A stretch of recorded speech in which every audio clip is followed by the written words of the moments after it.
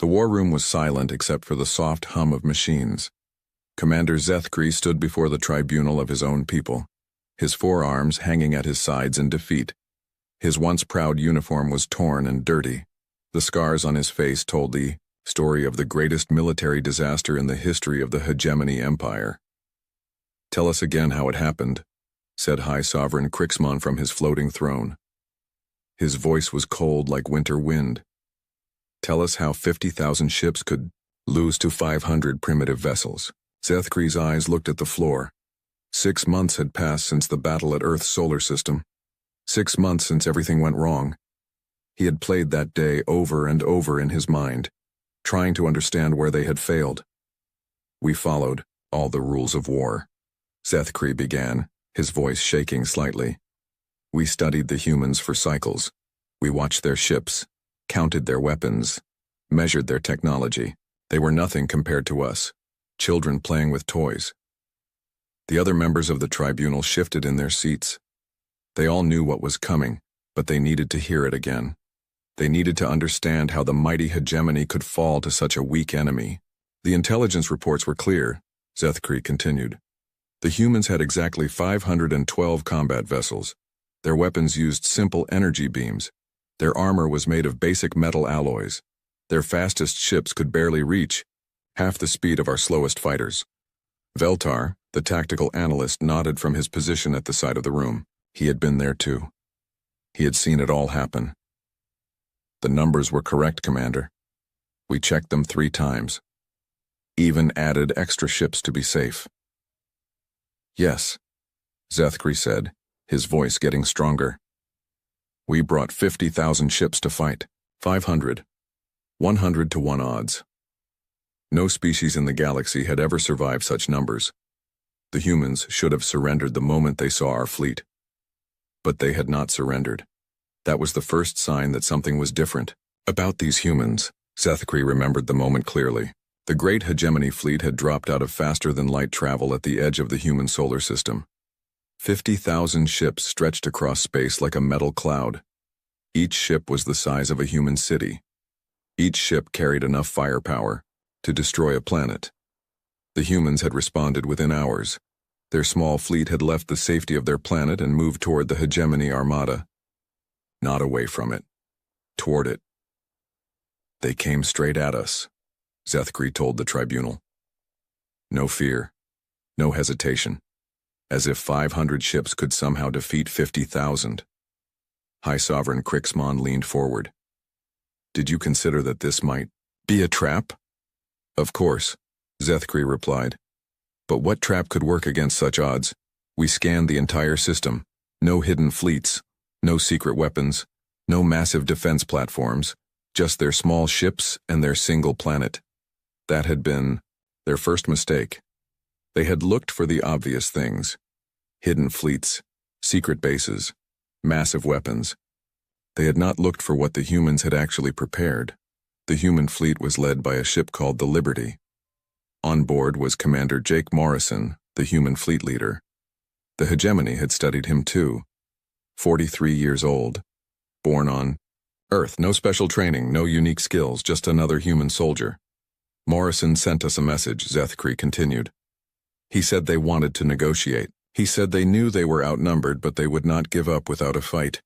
The tribunal members made soft sounds of disbelief. Fighting when outnumbered 100 to 1 was not brave. It was stupid. "What did you tell him?" asked Krixmon. "I told him what I told all the other species we conquered. Surrender now and some of his people would live. Fight us and they would all die." Morrison's response had been simple and direct. He had said no. The human commander had explained that his people would rather die fighting than live as slaves. He had said that freedom was worth more than life. Words that the hegemony had heard before from other species. Words that always meant nothing in the end. "We gave them 1 day to reconsider," Zethkri said. Morrison used that time well. He moved his ships into formation between our fleet and his planet. A classic defensive position. Exactly what our tactics manuals said primitive species would do. During that day, the hegemony had prepared for battle. 50,000 ships had organized into attack formations. Each formation had more firepower than the entire human fleet. The plan was simple. Destroy the human ships quickly, then demand surrender from the planet below. But something felt wrong from the beginning. The humans were too calm, too organized. Their ships moved with purpose, not panic. Their communications were brief and professional. They acted like they had a plan. Morrison's ship broadcast a message to all human vessels. Zethkri remembered.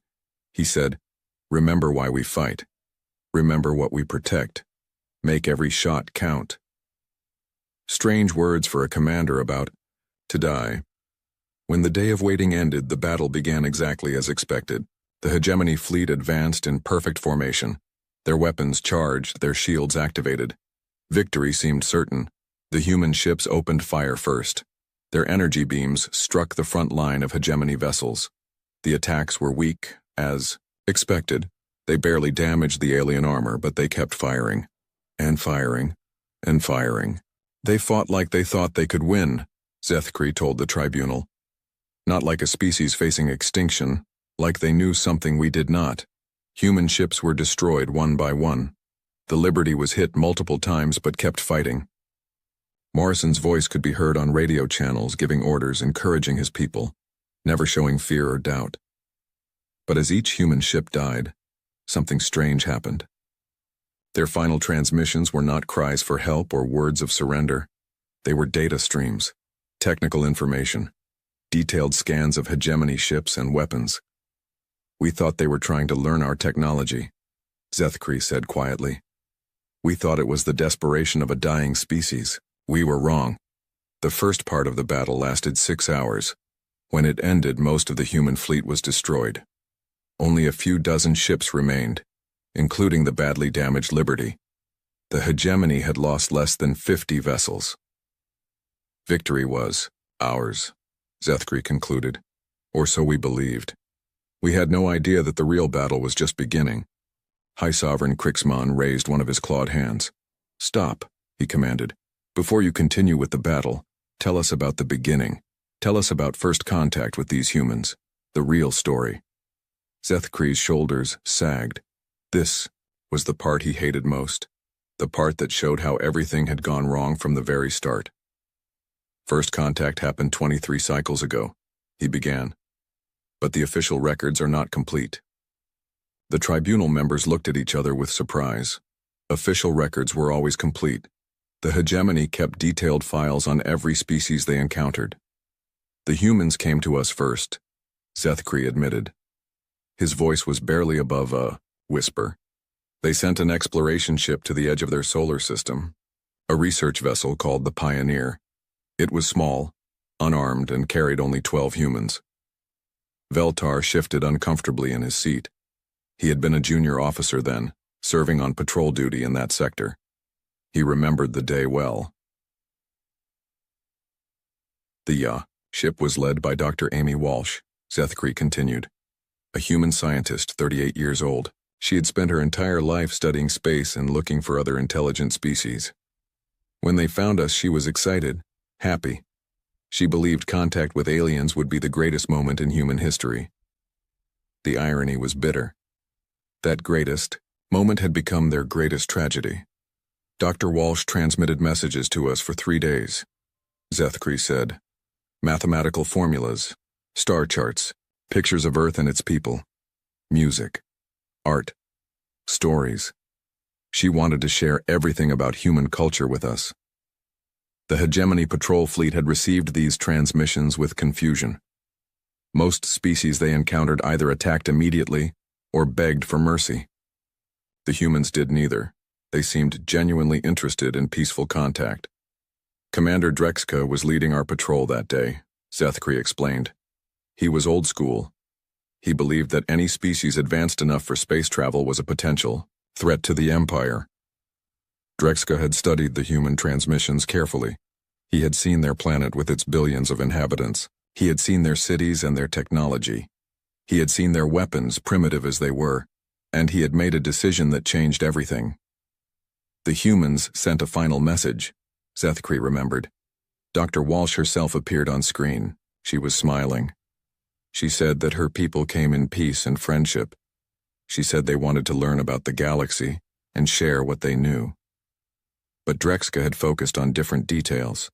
The human ship had energy shields. It had faster-than-light travel. It had advanced computers and communication systems. To him, these were not signs of a peaceful species. They were signs of a species that could become dangerous if given time to grow. Dr. Walsh requested permission to approach our ships, Zethkri said. She wanted to meet face-to-face. She said it would be an honor to shake hands with representatives of another intelligent species. Instead, Drexka had given the order to fire. The human ship was destroyed in seconds. Zethkri told the silent tribunal. 12 lives ended in an instant. Dr. Walsh died believing she had achieved first contact with a peaceful alien race. But that was not the end of the story. In the final moments before her ship was destroyed, Dr. Walsh had done something that would change the course of history. She had transmitted everything she had learned about the hegemony back to Earth. We did not know about the final transmission, Zethkri admitted. Our sensors showed the human ship powering down its weapons and shields as a sign of surrender. We thought they were giving up. We did not realize they were redirecting all power to their communication array. In those last few seconds, Dr. Walsh had sent detailed scans of hegemony ship designs, weapon signatures, shield frequencies, and tactical formations back to her home world. She had also transmitted her analysis of alien psychology based on their aggressive response to peaceful contact. The humans received everything, Zethkri said. Ship designs, weapon specifications, behavioral patterns. They studied it all for 23 cycles. While we forgot about the incident and moved on to other conquests they prepared. Admiral Ryan Blake had been a young officer in the human space program when Dr. Walsh died. He had been the one to receive her final transmission. He had been the one to understand what it meant. Blake convinced his government that the aliens would return, Zethkri explained. He said that any species that would destroy a peaceful research vessel without warning would eventually come to destroy Earth itself. The humans had spent the next 20 years preparing for war.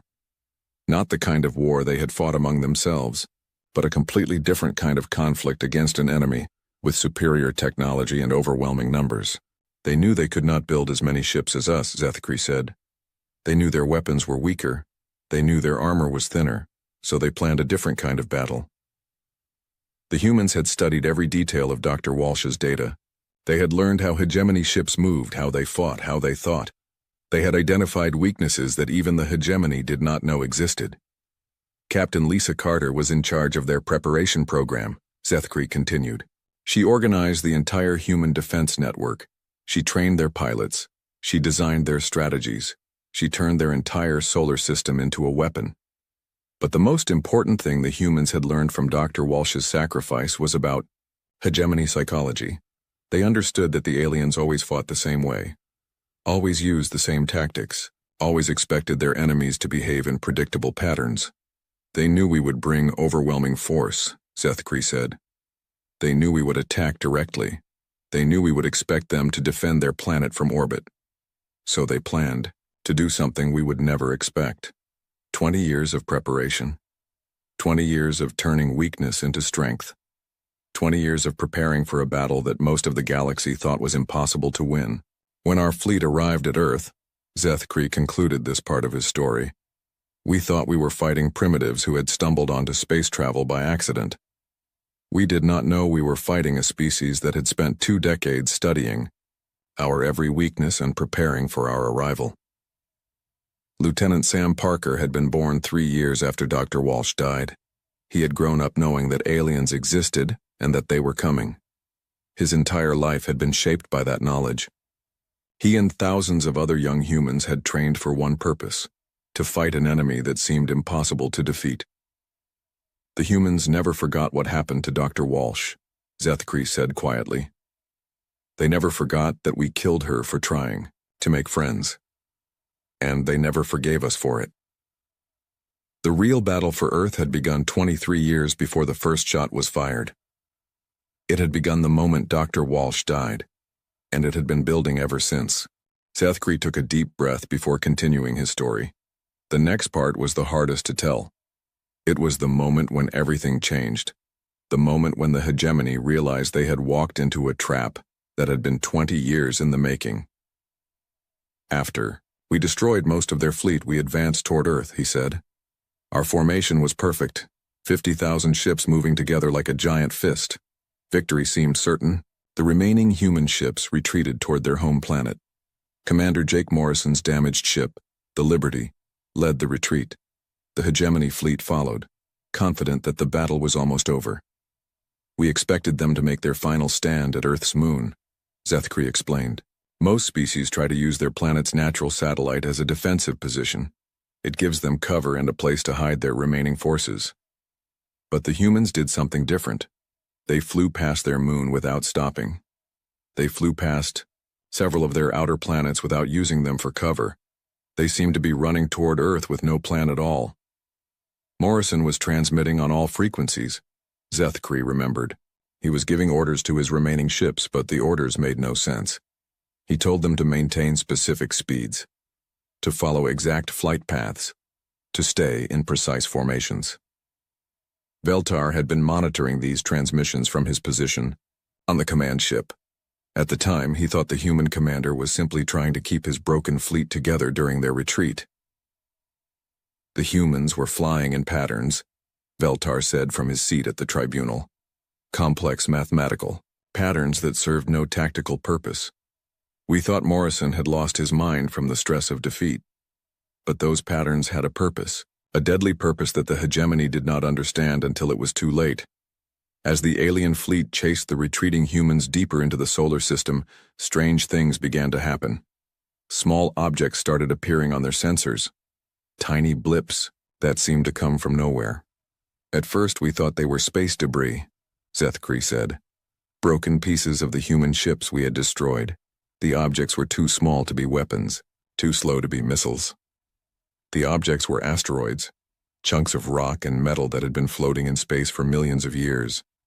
But these asteroids were moving in ways that natural objects should not move. Captain Lisa Carter's voice came. Over the communication channels, Zethkri continued. She was not on any of the retreating ships. She was somewhere else in the system, somewhere we could not locate. Carter's message was simple and terrifying. She said that the hegemony fleet was exactly where the humans wanted them to be. She said that the retreat had not been a retreat at all. It had been bait. "Welcome to our solar system," Carter had said. "We have been waiting for you."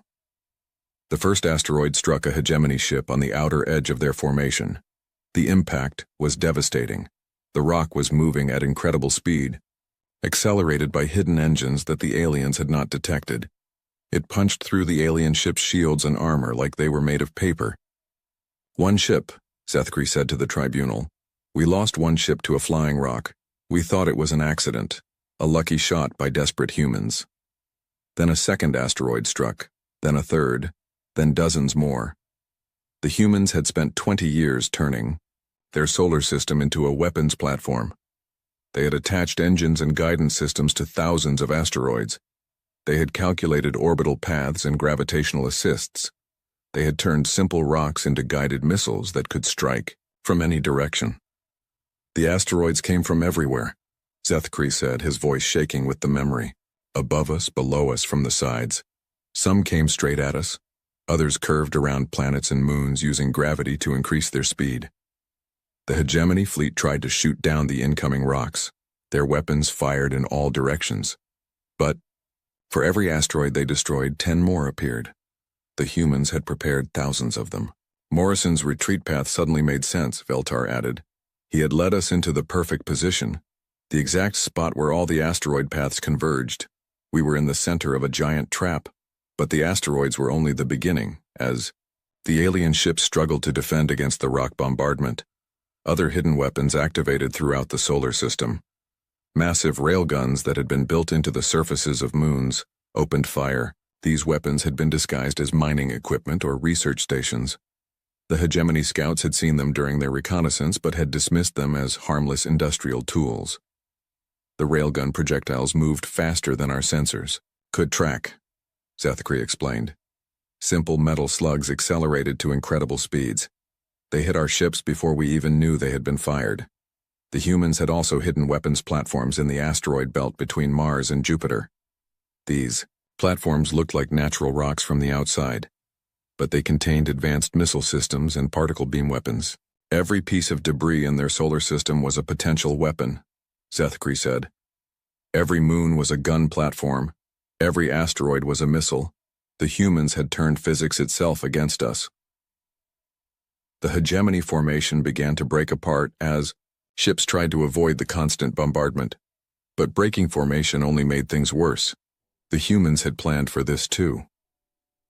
Lieutenant Sam Parker led a squadron of hidden human fighters that had been waiting in the shadow of Jupiter's largest moon.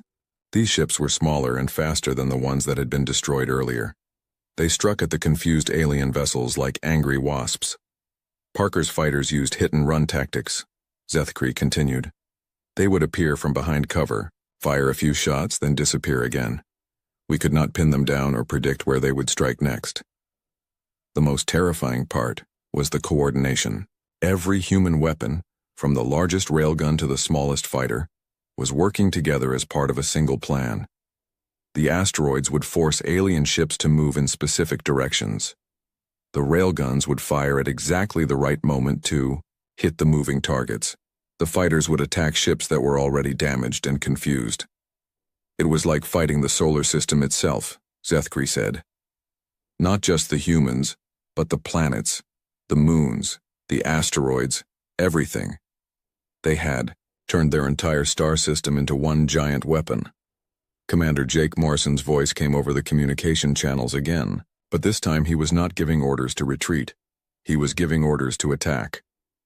All units, execute Phase 2, Morrison had said. Show them what happens when you threaten Earth. Phase 2 turned out to be even worse than Phase 1. Hidden, human installations throughout the solar system began activating simultaneously.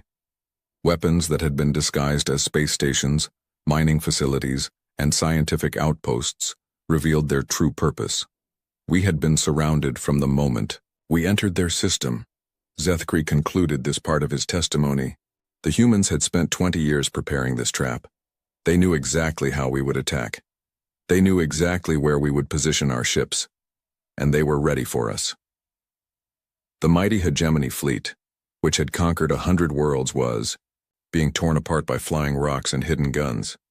The humans had taken their greatest weakness, small numbers, and turned it into their greatest strength. They did not need to match the aliens ship for ship. They just needed to make the entire solar system their ally. The tribunal room was completely silent as Zethkri continued his story. Every alien in the room knew what was coming next. The part that still gave them nightmares. The part that showed just how badly they had underestimated the human species. The asteroid bombardment was only the beginning, Zethkri said quietly. As our ships burned and our formation collapsed, we thought we had seen the worst of human planning. We were wrong. Admiral Ryan Blake's voice suddenly filled every communication channel in the solar system. His transmission was being broadcast from Earth itself, reaching not just the battle zone but every corner of known space. "Attention, hegemony forces," Blake had said, his voice calm and cold. "You made a mistake 23 years ago when you killed Dr. Amy Walsh. You made an even bigger mistake when you came here today. Allow me to show you the price of underestimating humanity." What happened next changed everything the hegemony thought they knew about warfare. Explosions began happening throughout our supply lines, Zethkri explained to the stunned tribunal. Not just in the solar system, but in star systems hundreds of light years away. Our fuel depots, ammunition stores, repair facilities, all of them were being destroyed simultaneously. Feltar leaned forward in his seat. How is that possible? Humans barely had space travel 20 years ago. How could they have agents in our territory? That is what we asked ourselves, Zethkri replied. The answer came from Blake himself. He explained that humans had been infiltrating our empire for 15 years. Not with armies or fleets, but with individuals. Spies, saboteurs, people who looked and acted like loyal hegemony citizens. The humans had used their knowledge of alien psychology gained from Dr. Walsh's final transmission to create perfect disguises. They had studied how different alien species behaved, how they talked, how they thought. Then they had sent volunteers to live among them. Human agents had been working in our shipyards, Zethkri continued. They had been serving on our cargo ships. They had been living in our cities, working in our factories, even serving in our military. All of them waiting for this day. The infiltration had been slow and careful. 1 human here, 2 there. Never enough to be noticed, but always in the right places to do maximum damage when the time came. A human named Tom Bradley had been working as a mechanic on Supply Station 7 for 3 years, Zethkri said.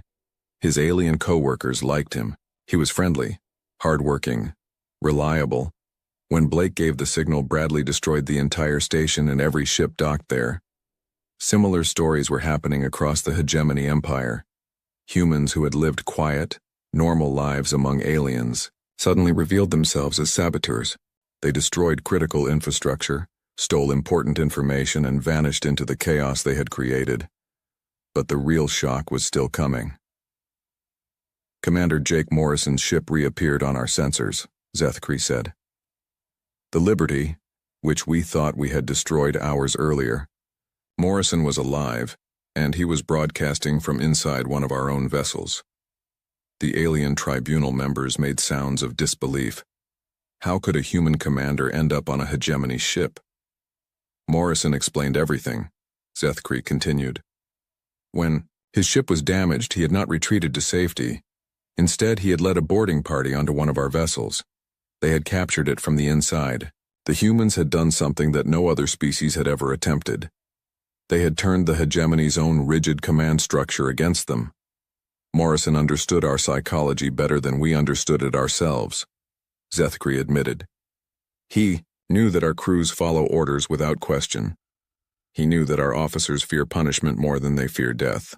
He used these weaknesses to take control of entire ships. Morrison had appeared on the bridge of the captured alien vessel, wearing a Hegemony uniform.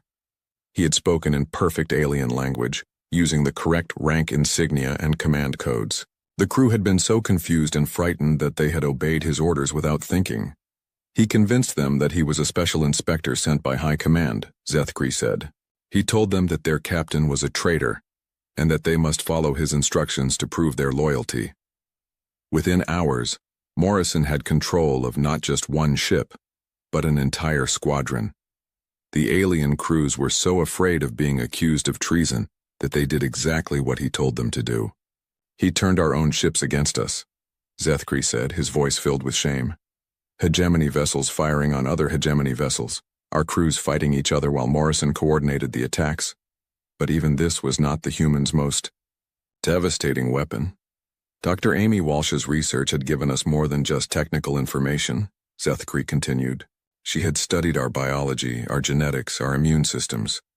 The humans had spent 20 years developing targeted biological weapons. The weapons were not designed to kill. They were designed to disable. Microscopic viruses that attacked the neural interfaces aliens used to control their technology. The viruses spread through ship ventilation systems, infecting entire crews within minutes. The infected crews could not operate their weapons or shields, Zethkri explained. They remained conscious and aware, but they could no longer interface with their ship's computers. Their vessels became floating coffins, helpless and defenseless. Captain Lisa Carter's voice came over the communication channels again. She revealed that the biological weapon had been released throughout the Hegemony fleet at the very beginning of the battle. Every alien ship had been slowly losing its ability to function. The weapon was invisible and undetectable, Zethkri said. It spread through our recycled air systems. Every breath we took brought us closer to technological paralysis. Ship after ship began going dark as their crews lost the ability to control their systems. Advanced Hegemony vessels with technology far superior to anything humans possessed became useless chunks of metal floating in space. We finally understood the true scope of human preparation, Zethkri told the tribunal. They had not just planned for a battle. They had planned for total war. They had turned our own biology, psychology, and technology against us.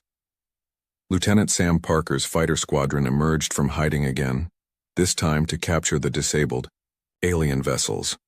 The humans boarded ship after ship, taking prisoners and gathering intelligence. Parker himself led the boarding party onto my command ship. Zethkri said quietly. He was young, maybe 25 years old. But he looked at me, with eyes that had seen too much, eyes that remembered Dr. Amy Walsh. The young pilot had spoken to Zethkri in perfect alien language. He had said that this was what happened when you attacked innocent explorers. He had said that humanity never forgot and never forgave. The humans had weapons we never imagined. Zethkri concluded this part of his testimony. Not just guns and missiles, but psychology and biology and infiltration. They had turned every aspect of civilization into a weapon. The great hegemony fleet was falling apart. Ships disabled by biological weapons, crews confused by psychological warfare, supply lines destroyed by hidden saboteurs. The humans had not just defeated them in battle, they had outthought them at every level. We came expecting to fight primitives, Zethkri said. Instead, we found ourselves fighting an enemy that understood us better than we understood ourselves. Zethkri stood silent for a long moment before continuing his testimony. The final part of his story was the hardest to tell. It was the part about the price of victory. The part that showed that even when humans won, they lost everything that mattered.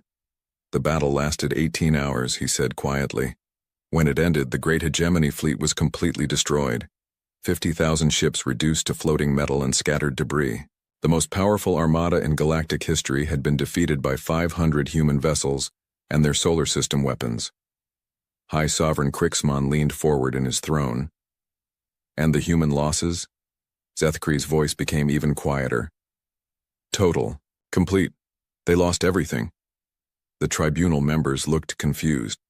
How could the humans have lost everything if they had won the battle? The humans never intended to survive the battle, Zethkri explained. Their entire strategy was based on sacrifice. They knew from the beginning that defeating us would cost them their civilization. Admiral Ryan Blake had made this clear in his final transmission to the hegemony survivors. He had explained that Earth's population before the battle was 12 billion people. After the battle, less than 6 billion remained alive. Half their species died in 18 hours, Zethkri said. The asteroid bombardment that destroyed our ships also devastated their own planet. The gravitational disruptions from moving so many large rocks had caused earthquakes and tidal waves across Earth. The humans had known this would happen. They had calculated the cost before the battle began, but they had decided that 6 billion survivors were better than 12 billion slaves. Their space infrastructure was completely gone, Zethkri continued. Every orbital station, every moon base, every asteroid mining facility had been converted into weapons and used up in the battle. It would take them centuries to rebuild their presence in space. Captain Lisa Carter had been one of the casualties. Her command center on the far side of Earth's moon had been destroyed when one of the redirected asteroids had struck it. She had died knowing that her strategy had worked, but she had not lived to see the victory. Commander Jake Morrison survived, Zethkri said. But when he returned to Earth, he found a world in ruins. The cities where he had grown up were flooded or buried under rubble. The spaceports where he had trained were gone. The people he had fought to protect were dead. Lieutenant Sam Parker had also survived the battle. He had been one of the few pilots to make it back to Earth's surface. But the planet he landed on was not the same world he had left. Parker's fighter touched down in what used to be the city of Denver, Zethkri recounted. The entire area was covered in ash from the volcanic eruptions caused by the gravitational disruptions. He had to walk for 3 days before he found other survivors. The humans had won the greatest military victory in galactic history. They had proven that intelligence and preparation could defeat overwhelming numbers, but the cost had been almost everything they held dear. The surviving humans gathered in temporary shelters, Zethkri continued. They had no power, no communications, no transportation. They had to start over from almost nothing, like their ancestors thousands of years ago. But even in defeat, the humans had accomplished something remarkable. Word of their victory spread throughout the galaxy faster than any hegemony fleet could travel. Species that had been conquered by the aliens began to hope. Worlds that had accepted slavery began to plan rebellion. The hegemony empire started falling apart within weeks, Zethkri admitted. Species we had ruled for centuries suddenly remembered that they wanted to be free.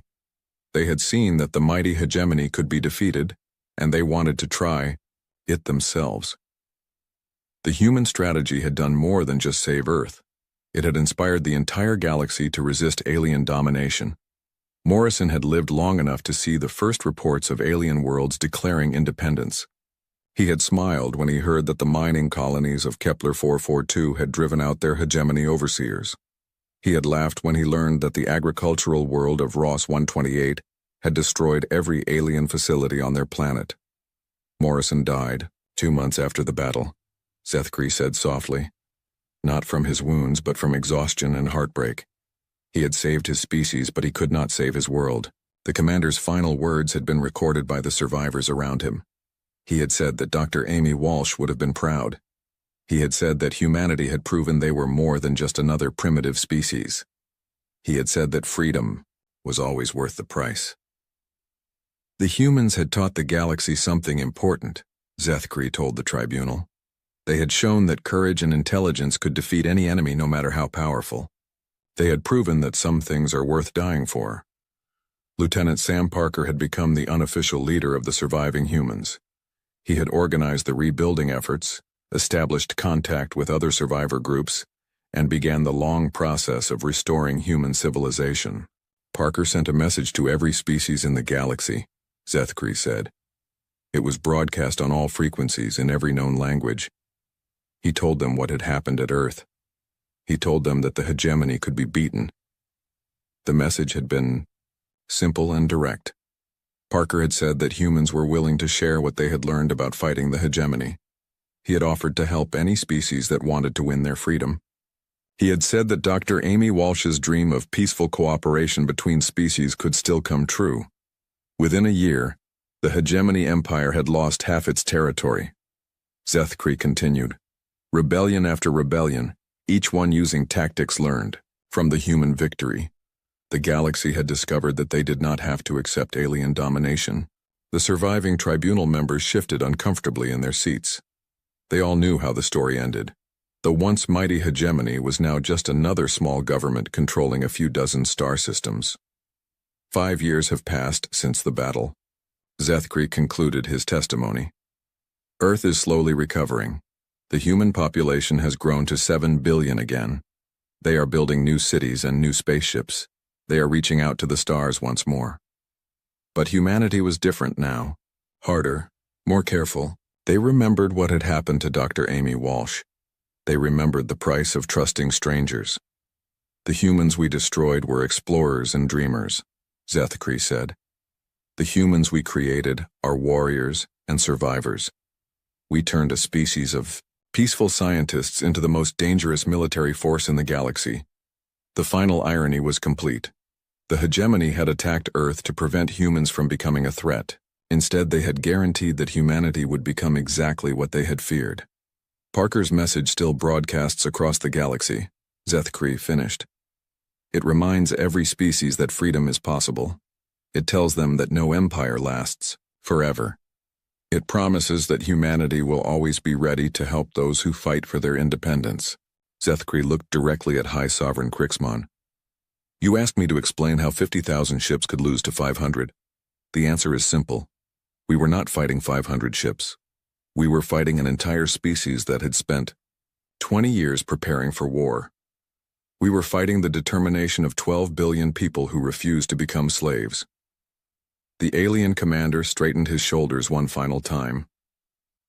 We outnumbered them 100 to 1, and still lost everything, because we never understood that sometimes the smallest force can achieve the greatest victory when they have nothing left to lose. The tribunal room remained silent for a long time after Zethkri finished speaking. Everyone present understood that they had witnessed the end of an